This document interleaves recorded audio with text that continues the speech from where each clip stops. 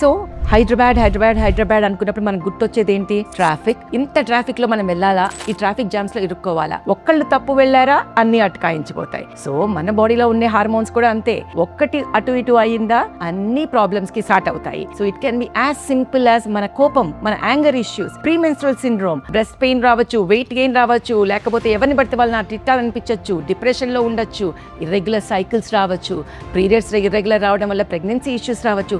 So many things. ఇది chain reaction. So ఒక్క hormone అటు ఇటు అయిందా అన్నీ పోతాయి. కోపం వస్తుంది, ఈ అమ్మాయిలందరూ అంతే, ఇలా హిస్టరికల్ గా ఉంటారు, ఇవి నార్మలే, ఉమెన్ ఆర్ లైక్ దిస్ అనుకోకుండా అసలు ఏం జరుగుతుంది, ఎక్కడ మూల కారణం అని తెలుసుకోవాలంటే గైనకాలజిస్ట్ దగ్గరికి వెళ్తే హార్మోనల్ ఇంబ్యాలెన్స్ గురించి టెస్ట్ చేయించుకోవాల్సిన అవసరం ఉంటుంది. So day 2 hormonal test, pre menstrual hormonal test and also thyroid and also prolactin. Day 2 లో మన FSH, LH, ఓవ్యులేషన్ అవుతుందా అవ్వట్లేదా ఇవన్నీ చూసుకుని వాటిని సమతులంగా పెట్టుకుంటే ఈ జామ్స్ లోంచి, లైఫ్ లో ఉండే జామ్స్ అన్నిటి నుంచి కూడా మనం బయటకు వచ్చేస్తాం. ఈ సిమ్టమ్స్ అన్నిటినీ కూడా విడివిడిగా చూడటం మానేయండి, అన్నిటినీ కలిపి చూడండి. కావాల్సిన స్క్రీనింగ్ టెస్ట్ చేయించుకోండి, అవసరం ఉంటేనే ముందుకు వెళ్దాం.